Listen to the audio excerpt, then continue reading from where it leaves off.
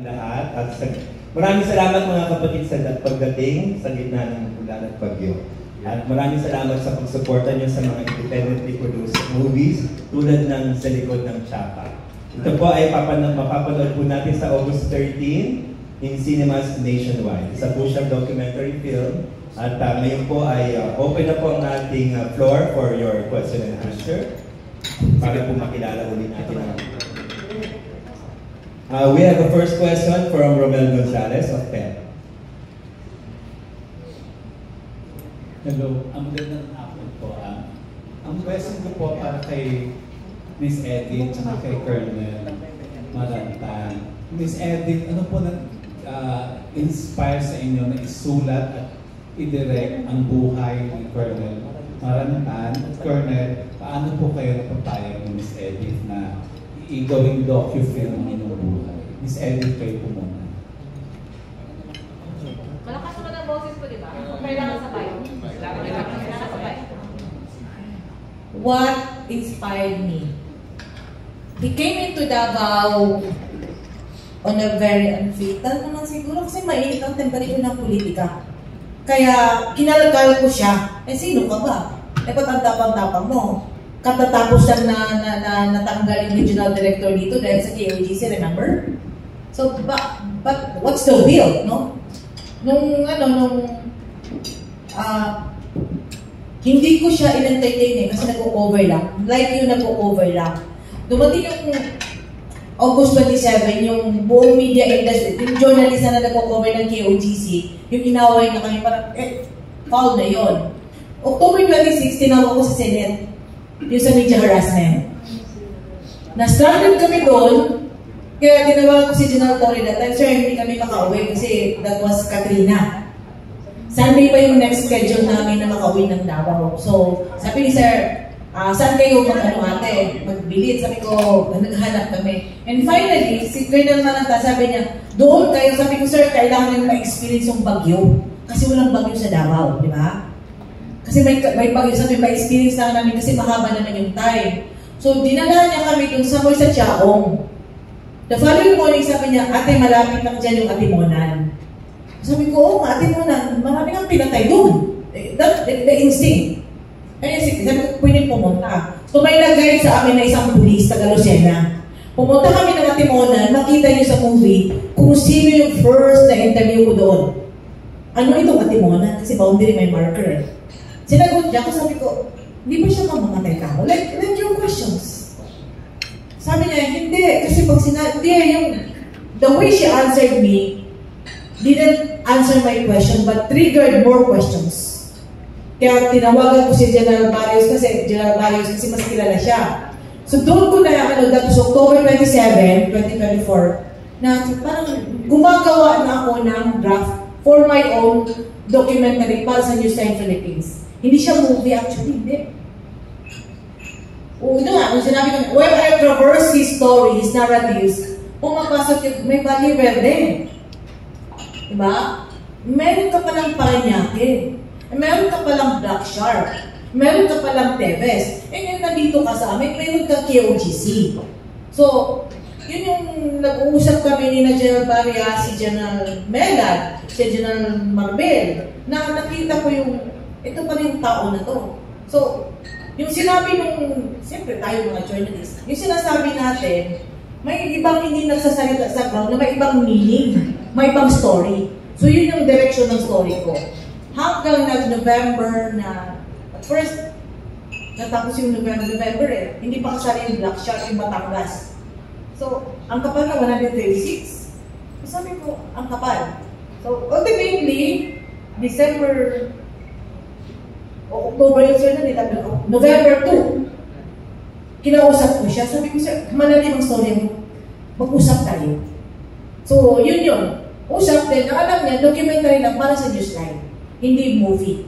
Kaya, nung nag-start na sa movie, parang feeling ko na, iba ito. Hindi ako sanay dito. Kasi, ang alam ko, research sa libro.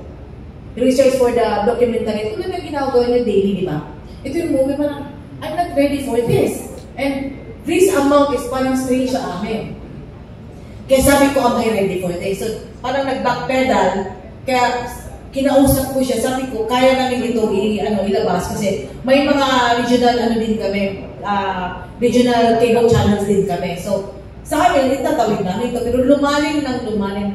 Then, nalaman ko din na si Don Remo, si President Rex Cortez, may involvement na previously sa kanya. So, parang feeling ko na nangaagaw ba ako? Yun yung, di ba? Parang explosive ko to. Bigla kong sumingit, di ba? Parang joiner lang ako. So, as we talk, na-explain niya din, yun yung mahirap sagutin siya. Kasi hindi, I wasn't ready for this, to be honest. Kaya kung may pagkukulang man sa pelikula, I am humbly asking you, please forgive me. Tulad yung journalist din ako, hindi ako filmmaker before. Pero ngayon, nandito na kayo, filmmaker na rin ako. Diba? Yeah, thank you po. Thank you. Si Colonel, yun nga po, paano po kayo napapayag na ipakita yung totoong buhay niyo po ito, hindi ba? Paano kayo napapayag na ipakita sa madla ang buhay niyo? Hindi ko rin alam bakit ako napapayag na. Maybe I can start with one statement like, worst things first before it gets better. You know, they sent me to the law, katatapos namin kay Tevez, kasi I was the one who served several search warrants there with Attorney Rabino. So we were busy filing cases against Tevez, murder cases, hearings on the designated terrorists like that. Marami. At hindi lang ganun mag-file ng kaso kay Tevez. Hindi rin naman siya maliit na tao. So there were subpoenas coming from the Department of Justice and all that. And then, may shoot order para sa akin papunta sa Davao. So I resisted. But there's an order, so I must go para hindi ma-charge ng insubordination because that's another case. Pagdating namin doon, I was welcome with Task Force Davao. Nandun na si Miss Edith. You know, she has that scrutinizing eyes also. Piercing eyes. Na-observe ko naman lahat yun. So I said, itong babae ito, hindi gagawa ng matino sa akin ko. And so, it did. Maraming I cannot mention all the particulars of the story. I was sent to Davao because of Kibuloy. Para makatulog. Aresto yung si Kibuloy. Na-aresto naman namin. It took us maybe 16 days. Malapit na. September 8 yung naman. So, and then, nakita ko naman yung, sinabi naman niya, there were attempts already to come up with a memoir. I was jailed for 5 years because of that moment. Nakasama ko naman sila Senator Bong Revilla, Senator Jigo, inside jail. We started trying to come up with stories na. And then tapos, and then I got out of jail. Nakausap ko sila Don Remo and Mr. Rex Cortez and nakatapos kami ng maraming script, PowerPoint. And then, because of that, sending me to Tevez, sending me to Kibuloy, that stops the momentum of the story. So, pagdating namin doon, ay nakita ko naman yung the sincerity of Miss Edith na to entrust one story. Kasi, di ba, very basic naman yun. Trust one story, that's your life. To a person that's passionate enough, aggressive enough to bring out the best in you, the truth in you. That's why it's TBR. TBR means truth, betrayal, and redemption. It's written there. Siyang nag-conjugate those words. So I think, baka kaya naman niya siguro kasi ang dami naming fan. When he started, she started writing. Makulit talaga siya. Makulit talaga siya.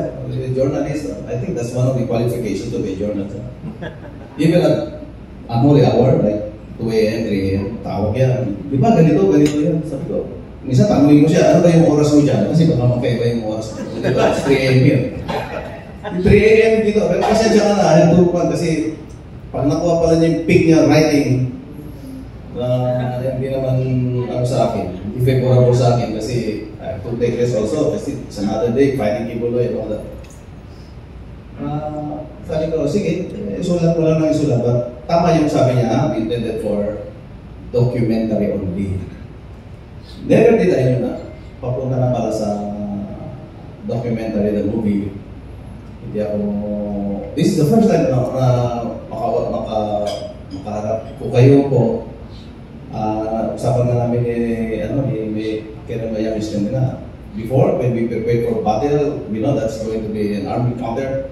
Ito lang ang nararamdaman natin. But now, we are nervous, but facing ano na kami, parang nininervous kami sa inyo. Okay na po. Yun lang po. Yun lang po. Sasabi. Thank you po and congratulations sa pelikula. Okay, next one. We have a set of questions from Juniel Esteriori of Cinema Bravo. Colonel, in the film, we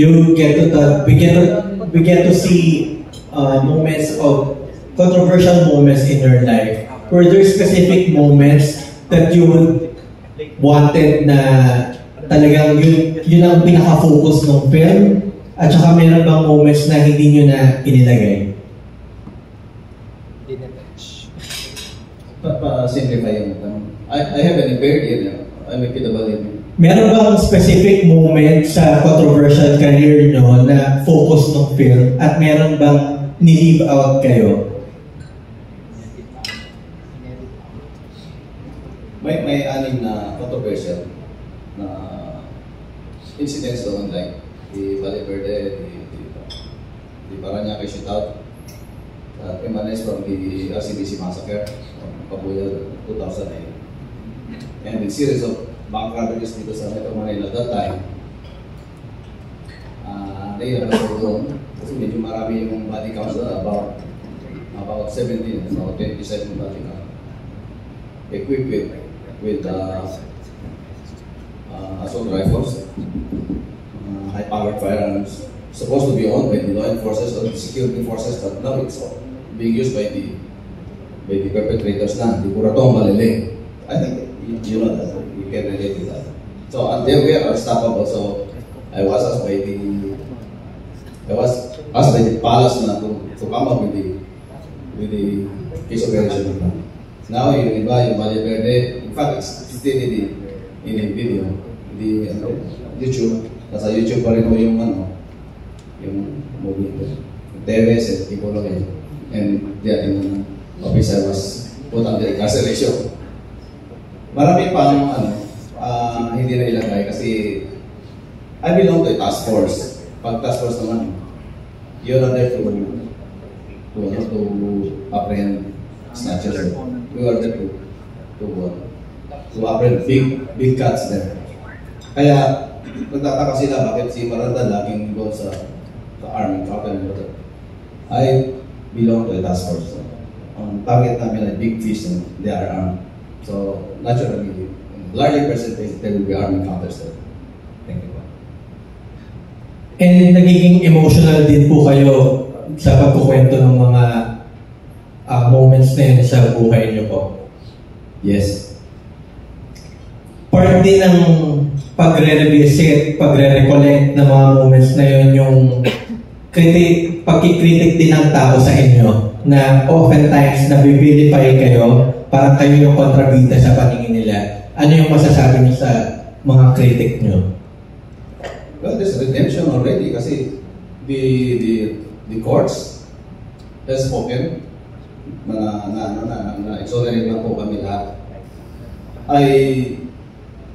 We follow the process of the judicial system. Sabi ko nga, we swallowed the pill of how bitter it was and how bitter it is. We swallowed it. Kaya nagpakulong kami. 5 years under incarceration. What more do they want? And then killed. And then the exonerations from the regional trial courts speaks for itself. Feeling ko na nilalait ako, so it's not a good feeling. It's a thing that you don't like it. But do I have a choice? It's there already. I have to fight it out. But we know that fighting it out, we have to do it by peace. The victory is coming in by peace. Kaya from Bila 2005, now it's 2020, it's 20 years already, fighting. Pero nakuha yung redemption 20 years after. Miss Eddie, through the lens of a documentarist, of a journalist, anong masasabi niyo po? Sa stories niya, it was a fight, and nakita ko while I was digging up dirt, kung yung term na Attorney Topacio, while I was digging up his dirt, nakita ko na ako as dating part ng street fighters. Kita ko, ba't kami sumisigaw ng injustice? Parang, mayroon pala dito sa loob na isang organisasyon. Marami pala nag-injure. Ito pala yung punot dulo ng injustice, hindi lang sa mainstream, di ba? Nakikita niyo mga tao sumisigaw ng injustice, di ba? Pero sila pala, mayroong organizational injustice. Sa pinakamahirap sa mga pulis, hindi ko sa pinakampiyan.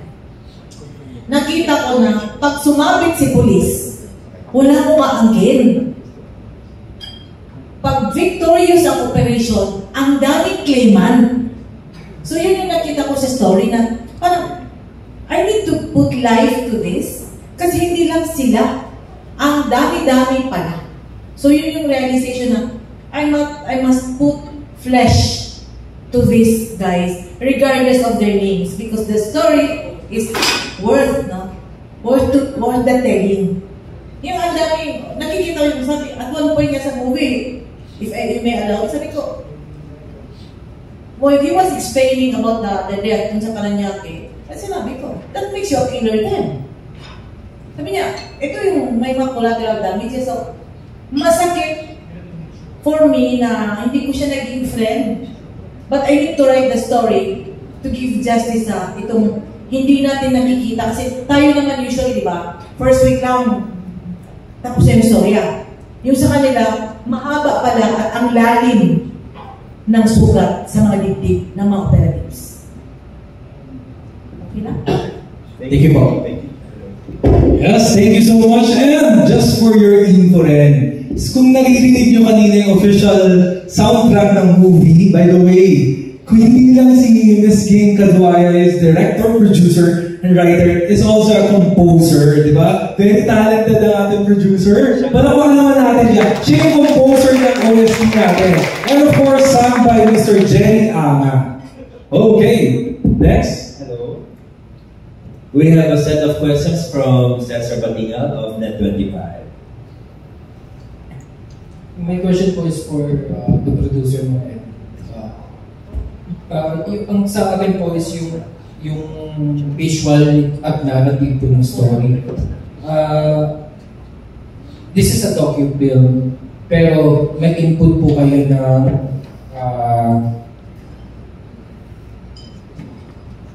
yun pong pag-up or reenactment. Tama po ba? Ibig sabihin po, yung iba pong mga visual dito, hindi po siya totoo.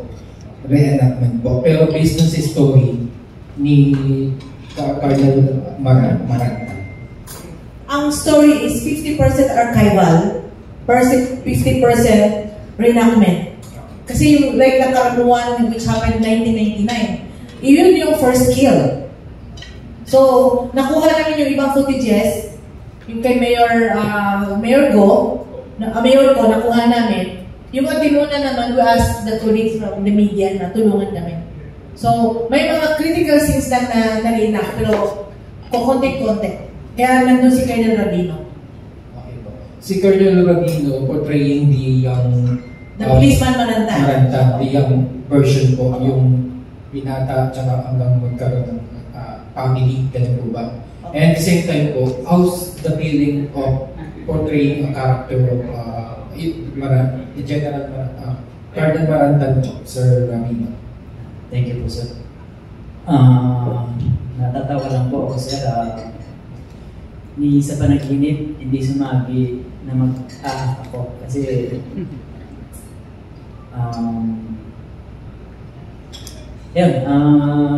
kwento ko lang kung paano nangyari itong pagiging young Marantan ko kay paggarap sa pelikula.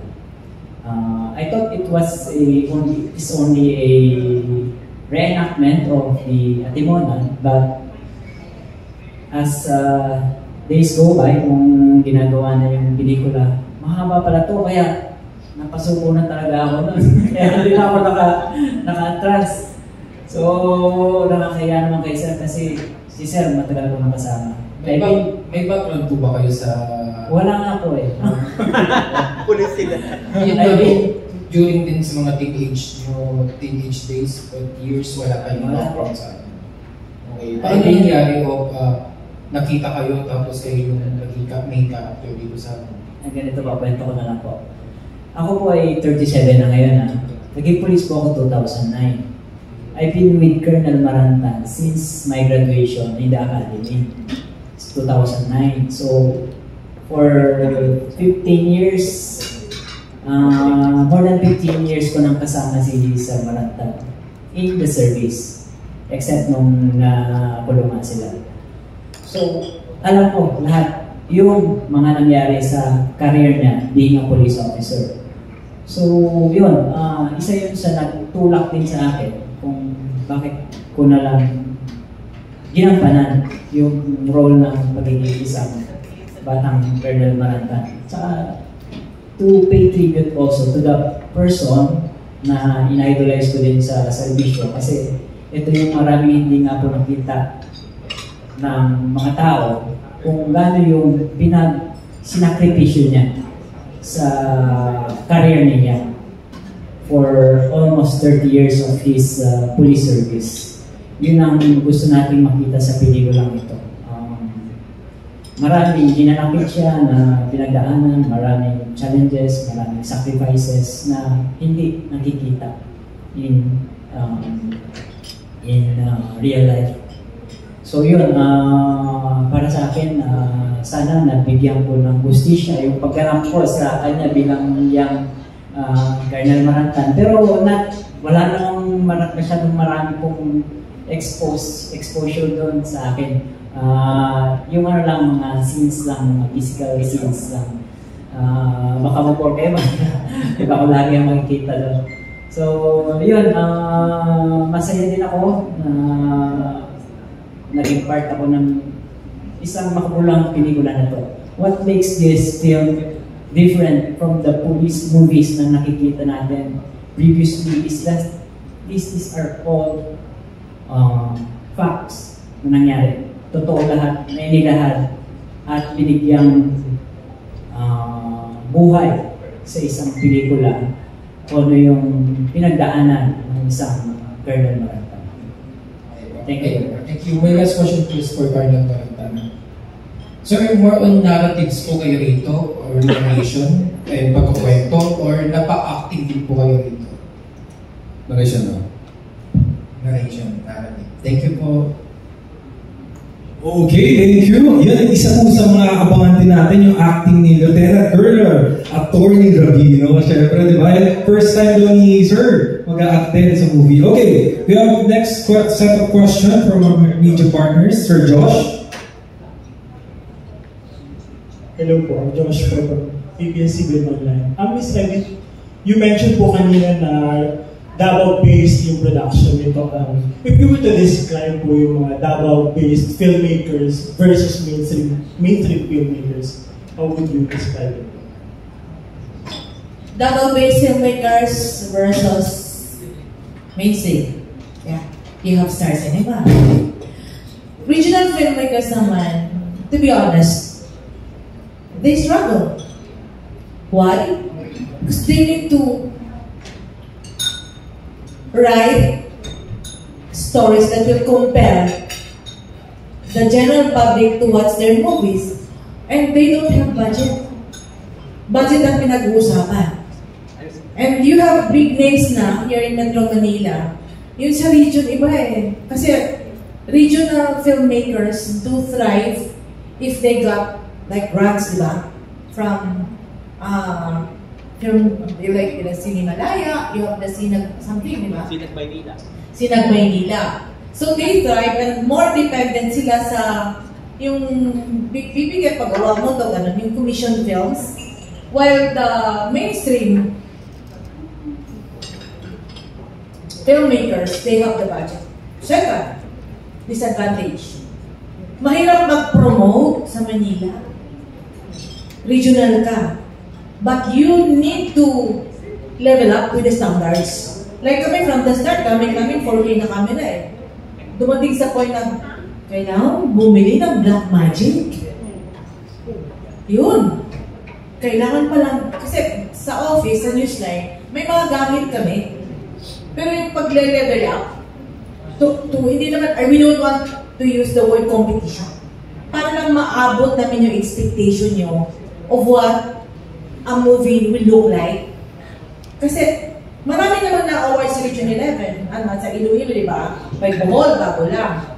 Pero yung pag-produce in itself, mahirap siya i-compete. Kasi ang galing-galing naman ninyo. Totoo yun. Kami, ginalingan lang namin konti. Kaya, yun yung difference. Ang galing nyo, kami from regions, ginalingan lang namin. And this is, I guess, sabi niya kasi ni Mr. Mel, parang first, ito na movie docu na nag-mainstream na theatrical release. Tama ba yun? Nationwide screening po. Nationwide screening.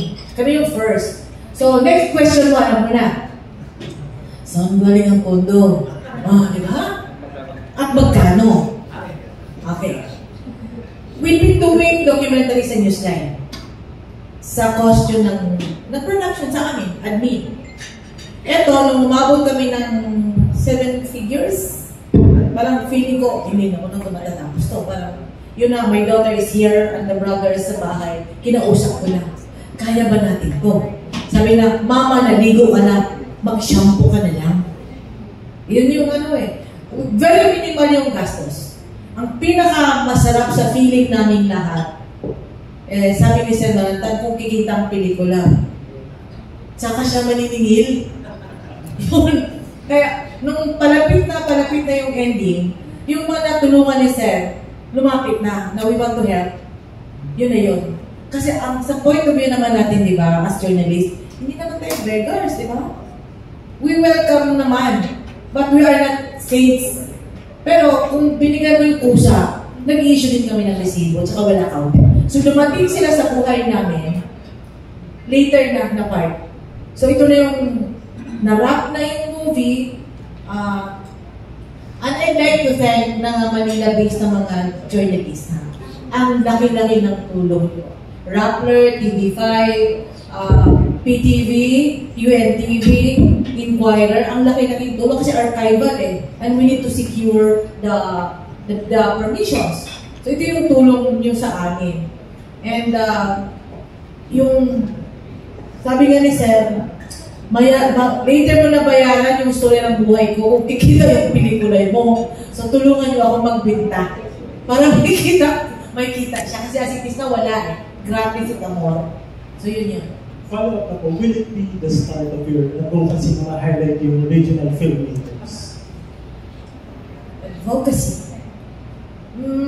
Part siya, and advocacy din na hindi lahat ng pelikula may kissing scene at bed scenes. Yun yan. Thank you po.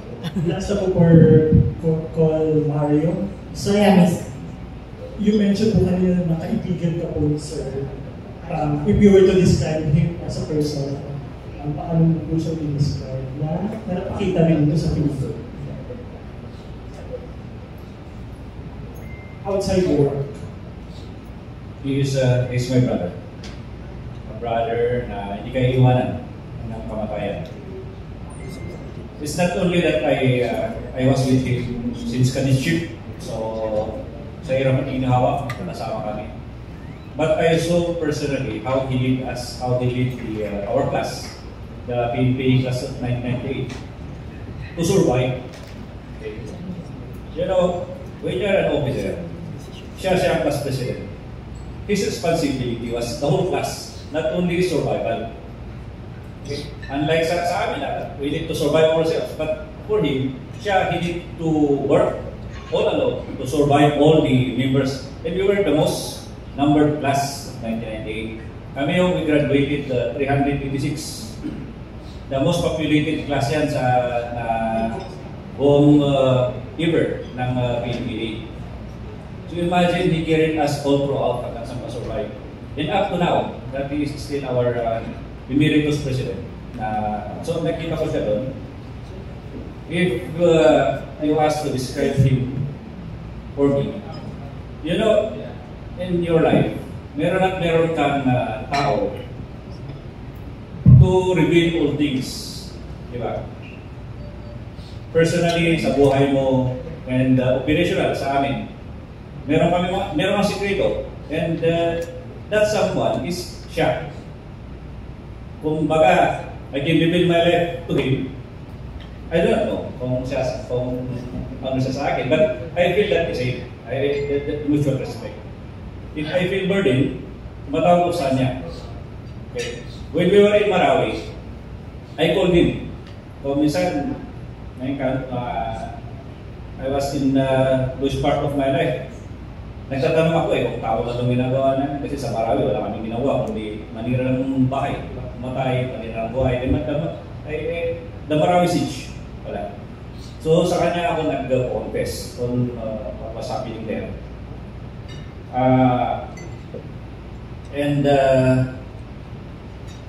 Itong film na to is pasalamat din ako kasi hindi na ako mahirapan. Kasi parang I am a lawyer sa kanya eh. On his life, who is Hansel Marantan. Kasi there was time na ako siya eh. He was popular. Popular siya sa buong cast namin. Pero marami rin nagbaba sa kanya. And lahat ng tao na makilala ko, dito about Hansel Marantan, ito si Colonel Marantan. Hindi yung napanood nyo na masama siyang tao, criminal siya. But ito yung puso niya. Let's feel and see kung ano yung puso niya. Ganun ako sa niya. So I am always lawyer na kung ano yung pagkatao niya. So itong film na to, at least, ano to eh, ito na to, true to life or facts to eh. This is what really transpired sa buhay ni Hansel. Hindi na ako mahirapan na mag-explain, mag-lawyer sa kanya, na mabait itong Hansel Marantan na to. If you can just iwain nyo siya, tingnan nyo ano yung puso niya in that scene. Okay? I don't know how to describe him more. Pero, look at him. Damdamin nyo yung puso niya para makilala nyo si Colonel Hansel Marantan. Not only kung ano yung lumalabas, it's part of nature ng trabaho namin. But we need to do it. If we will not do it, who will do it? Parang sa akin is also, I'm willing to die just to serve, just to let our family members, our community live at peace. That is the same story with Colonel Marantan. Grabe ang sakripisyo niya. You will watch the film how he sacrificed for the country. Yet, he was bullied. Ang ano ko lang doon sa pelikula is hindi na i-reveal doon how the family suffered also. If we do our job and then may baral ka somewhere, hindi nakikita yung suffering ng family.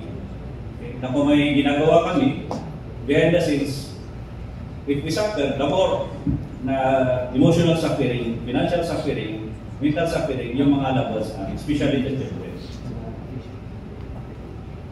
Thank you, sir.